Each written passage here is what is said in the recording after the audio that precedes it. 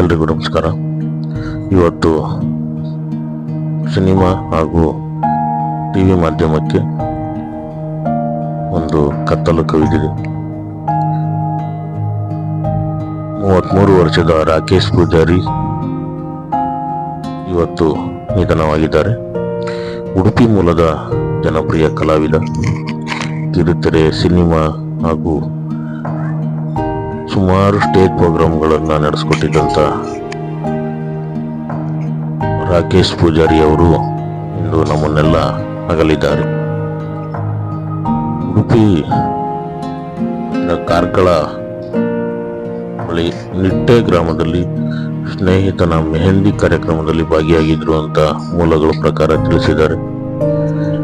ಸ್ನೇಹಿತರ ಜೊತೆ ಇದ್ದಾಗಲೇ ಹಠಾತ್ ಹೃದಯಾಘಾತ ಆಗಿ ಕೂಡಲೇ ಅವರನ್ನ ಆಸ್ಪತ್ರೆಗೆ ದಾಖಲು ಮಾಡ್ತಾರೆ. ಆದರೆ ಚಿಕಿತ್ಸೆ ಫಲಿಸದೆ ನಿಧನವಾಗ್ತಾರೆ.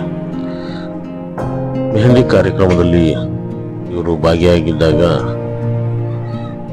ಆಕಸ್ಮಿಕವಾಗಿ ಕುಸಿದು ಬೀಳ್ತಾರೆ.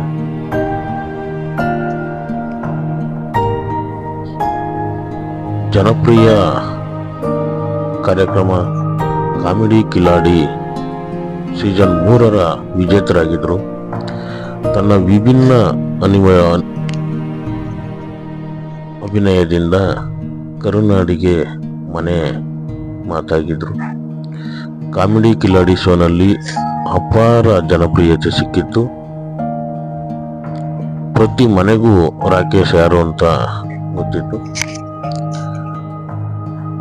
ರಾಕೇಶ್ ಅವರು ತಮ್ಮ ನಟನ ಪಯಣ ಆರಂಭಿಸಿದ್ದು ಚೈತನ್ಯ ಕಲಾವಿದರು ನಾಟಕ ತಂಡದ ಮೂಲಕ.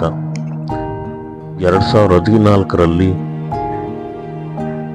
ಅವರು ಖಾಸಗಿ ಚಾನೆಲ್ನಲ್ಲಿ ಕಡ್ಲೆ ಬಜಿಲ್ ಎಂಬ ತುಳು ರಿಯಾಲಿಟಿ ಶೋ ಮೂಲಕ ಜನರ ಮನಗೆದ್ದಿದ್ರು. ನಂತರ ಹಲವು ಸಿನಿಮಾಗಳ ಮೂಲಕವೂ ಕೂಡ ಇವರು ಜನರಿಗೆ ಚಿರಪರಿಚಿತರಾಗಿದ್ದರು. ಸುಮಾರು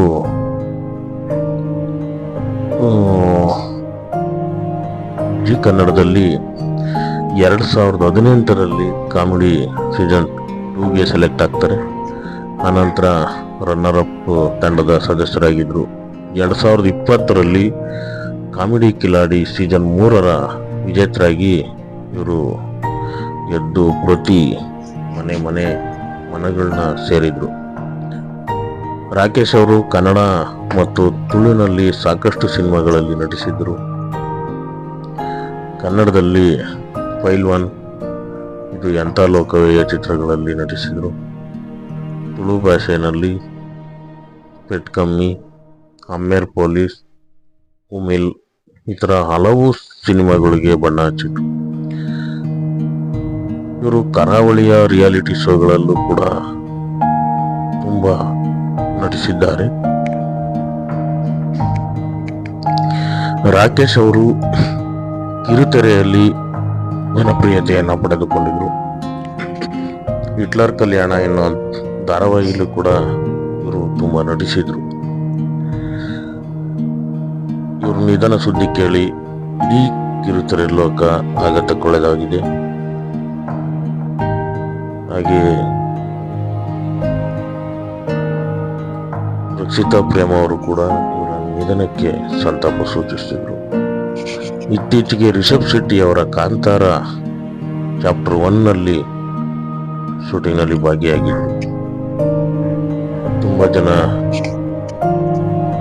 ಅಪಾರ ಅಭಿಮಾನಿ ಬಳಗವನ್ನು ಇವತ್ತು ಅವರು ಅಗಲಿದ್ದಾರೆ. ಅವರ ಆತ್ಮಕ್ಕೆ ಶಾಂತಿ ಸಿಗಲಿ. ಅತಿ ಚಿಕ್ಕ ವಯಸ್ಸಿಗೆ ದೇವರು ನಮ್ಮಿಂದ ಅವರನ್ನು ಕರ್ಕೊಂಡಿದ್ದಾನೆ. ಅವರಿಗೆ ಶಾಂತಿ ಸಿಗಲಿ. ಅವರು ಸಾವನ್ನ ಸಹಿಸಿಕೊಳ್ಳುವಂಥ ಶಕ್ತಿ ಅವ್ರ ಮನೆಯವರಿಗೆ, ಅವ್ರ ಕುಟುಂಬಕ್ಕೆ ದೇವರು ಕೊಡ್ಲಿ ಅಂತ ಮೂಲಕ ಆಶಿಸೋಣ.